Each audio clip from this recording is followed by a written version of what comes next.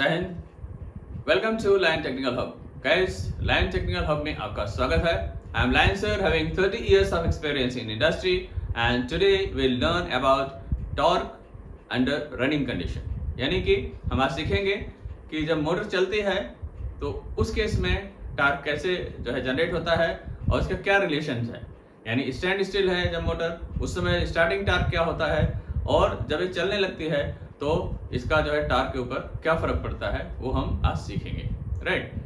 तो फ्रेंड्स, इससे पहले जो भी स्टूडेंट्स या हमारे फ्रेंड्स पहली बार इस वीडियो को देख रहे हैं या हमारे चैनल को देख रहे हैं, कृपया हमारे चैनल को सब्सक्राइब कर लें, सो दैट नेक्स्ट वीडियो जो है उसका नोटिफिकेशन उनको इमीडिएट मिल जाए और वो जो है इसका फायदा उठा सकें। तो आइए देखते हैं टॉर्क अंडर रनिंग कंडीशन। इससे पहले मैं थोड़ा सा बेसिक आपको बता दूं कि जो इंडक्शन मोटर होती है उसमें दो पार्ट होते हैं, एक होता है स्टेटर और एक होता है रोटर, राइट। स्टेटर जो है स्टेशनरी होता है, उसमें रोटेटिंग मैग्नेटिक फ्लक्स जनरेट होता है, और रोटर जो है, आइए हम डायग्राम के थ्रू जान लेते हैं कि ये आपका है, ये स्टेटर है जिसमें आप इसको मार्क कर लीजिए। इसके अंदर जो है वाइंडिंग्स होती हैं, राइट। 3 फेज की वाइंडिंग है जो 120 डिग्री अपार्ट होती हैं। ये 3 फेज हैं जिसको आप लिख सकते हैं RYB। ये है आपका 3 फेज AC सप्लाई आपने दिया है, राइट। और इसके बीच में एयर गैप है, एंड देन यहाँ पर आप देखेंगे ये रोटर है। रोटर आपका ये है, आप मार्क कर सकते हैं, ये है आपका रोटर, यानी आपका है स्टेटर, राइट। जो स्टेटर की वाइंडिंग है वो 120 डिग्री अपार्ट होती है। आप ऐसे देख सकते हैं, अगर ये R है, आप देखेंगे यहाँ पर ये हो जाएगा Y, ये हो जाएगा B। ये आप देखेंगे ये जो डिग्रियां हैं 120 डिग्री है अपार्ट, सभी जो है 120 डिग्री। ये जो वाइंडिंग्स है इसके बीच का जो एंगल है 120 डिग्री है, और 3 फेज की वाइंडिंग है, राइट। तो इसमें जो है स्टेटर में जो मैग्नेटिक फ्लक्स इंड्यूस होता है वो रोटेटिंग होता है। जैसा कि मैंने पहले प्रीवियस वीडियो में बता चुका हूँ कि कैसे जो है इसका मैग्नीट्यूड जो है RYB चेंज होता है, 3 फेज की जो अल्टरनेटिंग सप्लाई इसको मिलती है। तो उसी तरह से आपका मैग्नेटिक फ्लक्स यहाँ था, देन नेक्स्ट में ऐसे होगा, ऐसे करके, यानी कि पर सेकंड जो है 50 साइकिल इन 50 टाइम्स जो है ये अप डाउन हो रही है, तो 50 टाइम्स चेंजिंग है। तो आप ये स्टेपिंग देख सकते हैं कि ऐसे आपका मैग्नेटिक फ्लक्स जो है रोटेट होगा, राइट। ये तो हो गया बेसिक। रोटर को हम कोई सप्लाई नहीं देते हैं। Rotor suppose squirrel cage rotor आपने लगाया, तो इसका कंस्ट्रक्शन मैं पहले डिस्कस कर चुका हूँ। जस्ट आपको एक ब्रीफ आइडिया देता हूँ। ये आपका रोटर है, आपने देखा होगा कि आपका जो यहाँ पर रोटर के बार्स हैं, ये आप देख रहे हैं, ये बार्स हैं, थोड़ा स्क्यूड होते हैं थोड़े से तिरछे में, सो दैट कॉगिंग इफेक्ट ना हो। और ये जो है यहाँ पर स्टैंपिंग के थ्रू होते हैं, आप देख सकते हैं कि इंसुलेटेड होते हैं, पतले पतले जो है उससे बना होता है, और ताकि ईडी करंट ना हो, लॉसेज ना हो। लेकिन ये जो बार है सॉलिड बार होता है, राइट। इसमें आपका डीप केस भी होता है, या आपका डबल स्क्विरल केस, जो मैं इसका वीडियो बना चुका हूँ, देख सकते हैं। बेसिकली मैं थोड़ा सा आपको बताता हूँ फंडा कि जब इसको आप यहाँ पर प्लेस करते हैं, रोटर को इसमें प्लेस करेंगे और rotating magnetic flux already generate हो रहा है, तो क्या होगा, ये जो है इंड रिंग है, यहाँ पर इंड रिंग से शॉर्टेड होते हैं, राइट। और ये दोनों तरफ जो है इंड रिंग से शॉर्टेड होते हैं, ये जो बार हैं, ये जो बार्स हैं। तो जब इसको यहाँ पर हम प्लेस करेंगे तो we know that Faraday law of electromagnetic induction states that, क्या बोलता है कि जब कोई कंडक्टर, यानी whenever a conductor place in a magnetic field it will cut a flux, and when it will cut a flux the EMF will generate in this conductor, right. तो जो EMF, यानी कि एक कंडक्टर को आपने magnetic flux या आप बोल सकते हैं मैग्नेटिक फील्ड के अंदर में आपने रख दिया है, तो ये क्या करेगा, मैग्नेटिक फील्ड को कट करेगा तो इसके ऊपर जो है एक EMF जनरेट होगा, यानी वोल्टेज जनरेट होगा। और जब आपने इसको, अगर सर्किट आपने क्लोज कर दिया तो क्या होगा, इसमें से करंट फ्लो होगा। कहीं भी वोल्टेज है, जब आप उसको क्लोज करेंगे, सर्किट बंद करेंगे, तो क्या होगा, ये करंट फ्लो होगा, राइट। तो जब करंट फ्लो होगा, क्योंकि इंड जो आप देख रहे हैं ये आपका क्या है, इंड रिंग है, इंड रिंग आपने सुना होगा, इंड रिंग है जो शॉर्टेड है, तो यहाँ से इसका सर्किट जो है पाथ जो है क्लोज हो गया, तो इसमें एक करंट फ्लो होगा, तो इसके जो है चारों तरफ एक जो है फ्लक्स जनरेट होगा, यानी कि एक मैग्नेटिक फ्लक्स जनरेट होगा। तो इसका जो फील्ड बनेगा और जो इसका फील्ड था, यानी स्टेटर का जो है रोटेटरी जो फील्ड था, उनमें और इसमें ये अपोजिट होगा, ये जो हुआ है अपोजिट होगा। लेंज स्टेट दैट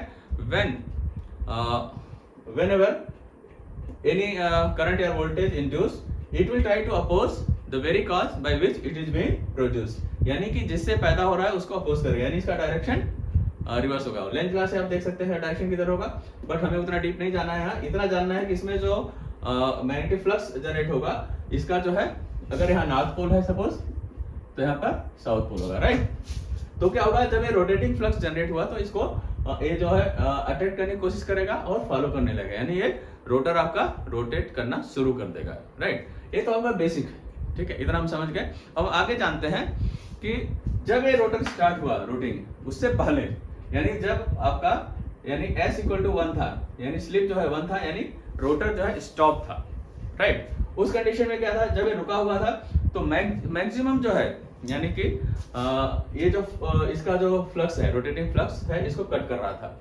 यानी उस समय जब कट कर रहा था तो इसके ऊपर जो होगा ईएमएफ जो जनरेट होगा वो मैक्सिमम होगा, राइट। यानी कि आप बोल सकते हैं E2 जो होगा मैक्सिमम होगा, maximum at S equal to 1, यानी कि जब स्लिप मैक्सिमम होगा यानी स्टॉप कंडीशन में आपका इसके ऊपर जो वोल्टेज जनरेट होगा मैक्सिमम होगा, राइट। तो अब हम देखते हैं इसको, जब ये रोटेट करना शुरू होगा यानी कि रिलेटिव स्पीड यानी फील्ड जो रोटेटिंग फ्लक्स था यानी स्टेटर में उसमें यानी सिंक्रोनस आरपीएम भी आप उसको बोल सकते हैं उसका फ्लक्स का, उसमें और आपके रोटर के जो आरपीएम में जो डिफरेंस होगा उसको हम बोलते हैं रिलेटिव स्पीड। ये यानी कि रोटर और स्टेटर के फ्लक्स के बीच का जो है जो डिफरेंस है आरपीएम का, that is relative speed, right. अब हम देखते हैं पहले क्या था रिलेटिव स्पीड यहाँ पर, क्योंकि हमारा जो स्लिप मैक्सिमम थी यानी रोटर रुका हुआ था तो ये मैक्सिमम था, राइट। अब जब ये रोटेट करना हुआ तो रिलेटिव स्पीड कम होने लगा। जब रिलेटिव स्पीड कम होगा तो ये जो इसका जो फ्लक्स है जिससे कट हो रहा था उसका जो फ्रीक्वेंसी अब जो है धीरे धीरे कम होना शुरू हो जाएगा, यानी ये वोल्टेज धीरे धीरे कम होगा। कितना होगा वो हम जानते हैं। अब हम यहाँ देखते हैं टॉर्क क्या होता है बेसिकली। ये हम अगर टॉर्क को हम ऐसे इंड्यूस करते मतलब इंडिकेट करते हैं तो ये हो जाएगा ER क्या है बेसिकली, रोटर ईएमएफ जब रोटर रोटेट होना शुरू हुआ, right, and into IR into cos five बहुत इंपॉर्टेंट है टॉर्क में, और इसका वीडियो भी मैंने बनाया हुआ है कि इसके ऊपर बहुत ही ज्यादा डिपेंड करता है इसका टॉर्क। इसलिए जो है आप इतना समझिए cos फाइव है, it is basically angle between current and voltage of the rotor, यानी phase angle of current and voltage. तो जो करंट और वोल्टेज का जो फेज एंगल है उसके ऊपर यहाँ पर डिपेंड करता है। यदि ये 90 डिग्री हो गया तो आपका cos फाइव 0 होगा, देन टॉर्क 0 हो जाएगा, टॉर्क कोई जनरेट नहीं होगा, राइट। तो इसका ध्यान रखिएगा। तो इसलिए cos फाइव जो है बहुत इंपॉर्टेंट रोल प्ले करता है इसमें। ER जो है बेसिकली जब रोटर रोटेट होता है उस समय जो है इस कंडक्टर में, यानी कि इसको हम मार्क करेंगे कि रोटर ईएमएफ पर फेज, हम यहाँ लिख देते हैं, यहाँ पर लिख देते हैं ER equal to rotor EMF per phase at running condition, right. तो ये आपका हो जाएगा ER, एंड इसी तरह से आप देख सकते हैं IR क्या होगा, IR ये हो जाएगा रोटर करंट आपका हो जाएगा पर phase at running condition, right. Then R2 क्या होगा, R2 आप समझ सकते हैं, this is R2 is rotor resistance, okay, और S होगा आपका स्लिप, ठीक है। Slip basically relative speed between rotor and stator. तो हम इतना समझ गए।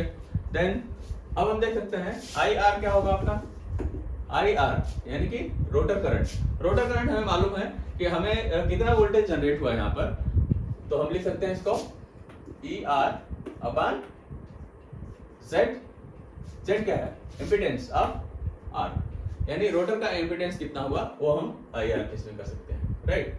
और इसको हम फर्दर एक्सपेंड कर सकते हैं, तो ये क्या हो जाएगा ई आर बेसिकली क्या है, हम इसको लिख सकते हैं कि स्लिप, यानी कि E R equal to slip into E2, this one.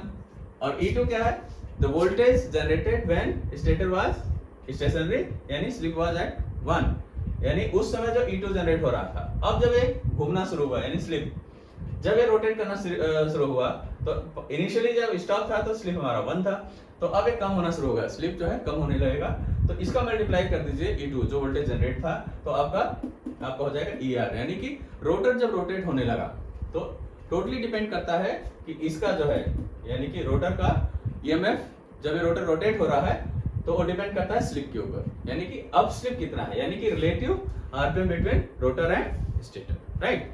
तो आप ER equal to S into E2 लिख सकते हैं, यहाँ पर रिप्लेस कर दीजिए, तो आपका हो जाएगा S into E2 upon ZR, राइट, इक्वल टू IR, ठीक।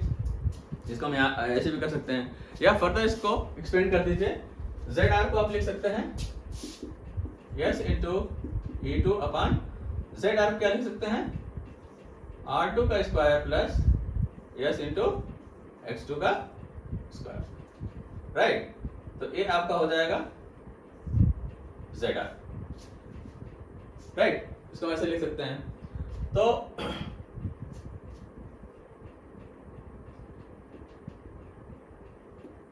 ओके, अभी क्या हो जाएगा, ये आपका नाउ, अब टार्क किसके प्रोपोर्शनल है, टार्क हमारा प्रोपोर्शनल होता है, हम यहाँ पर लिख सकते हैं, अभी दिख रहा है या मिटा दो इसको एक बार, चलिए इसको मिटा लेते हैं।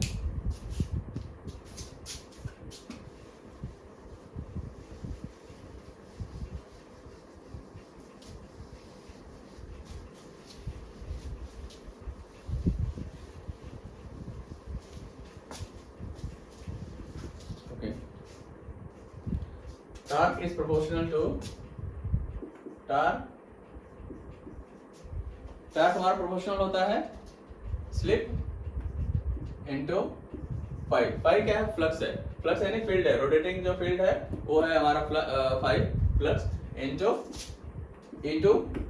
इनटू R2 अपान E2 क्या है, रोटर वोल्टेज, एंड R2 उसका रेजिस्टेंस हो गया अपान Z, तो या इसको आप लिख सकते हैं R2 का square plus slip into reactance है X2 का स्क्वायर, राइट।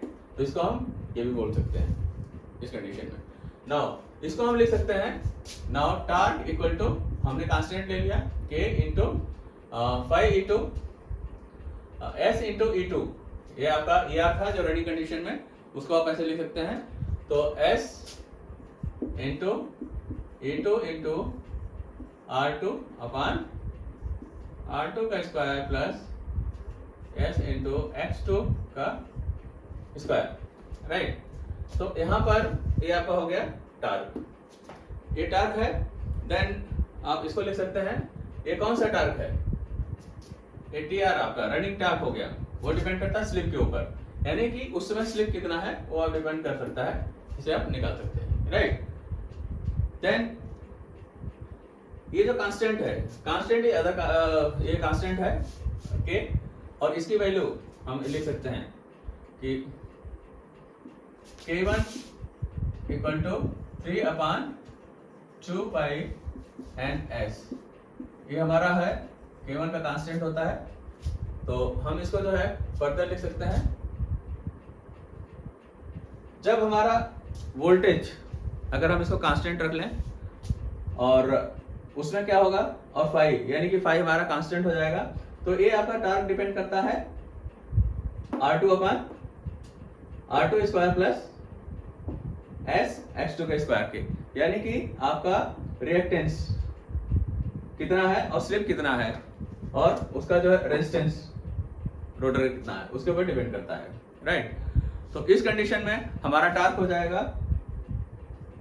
ये K1 into S into R2 अपान R2 का square plus slip into reactance का स्क्वायर, या हम इसको ये भी लिख सकते हैं, हम इसका जो है K1 का वैल्यू रिप्लेस कर देते हैं, तो हमारा आपका हो जाएगा running torque will be equal to 3/2 pi NS basically synchronous उसका आरपीएम है स्टेटर का into S into E2 into R2 upon R2 का स्क्वायर प्लस X2 का S इंटू X2 का square, right. S slip S into X2 का square, right. तो ये आपका हो जाएगा रनिंग टॉर्क।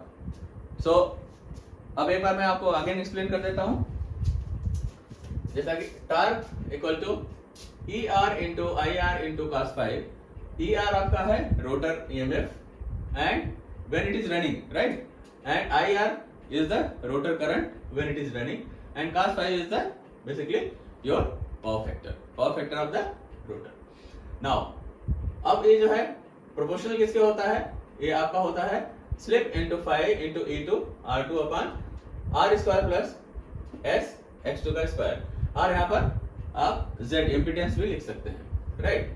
S जो है स्लिप है। हमें मालूम है कि जब हमारा ये रोटर आरपीएम जो है पिकअप करने लगता है तो हमारा स्लिप रिड्यूस होने लगता है। ऑलमोस्ट जब ये उसको कैच करने की कोशिश करता है, यानी कि बिल्कुल एग्जैक्टली उसके सेम नहीं हो सकता क्योंकि इंडक्शन मोटर है, तो इसका जो है ऑलरेडी जो है स्लिप होता है अराउंड 3 to 4%, राइट।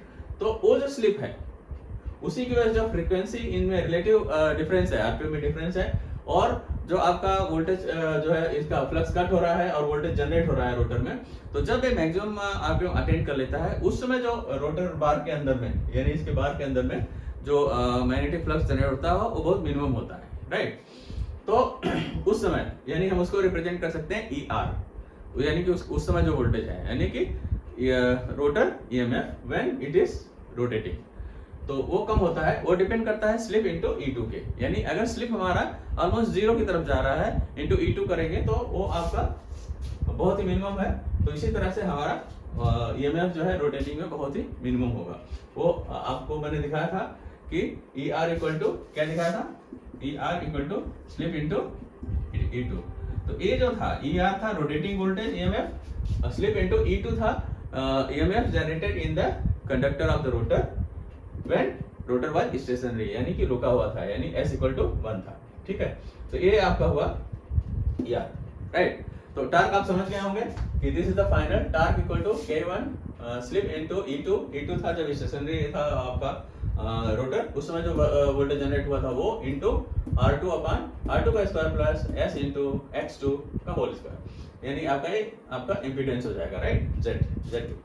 तो आप इसको इसका जो है K1 की वैल्यू हमें मालूम है 3/2 पाई NS, ये आप यहाँ पर रिप्लेस कर दीजिए, तो आपका ये जो है फाइनल टार्क का आ गया इन रनिंग कंडीशन।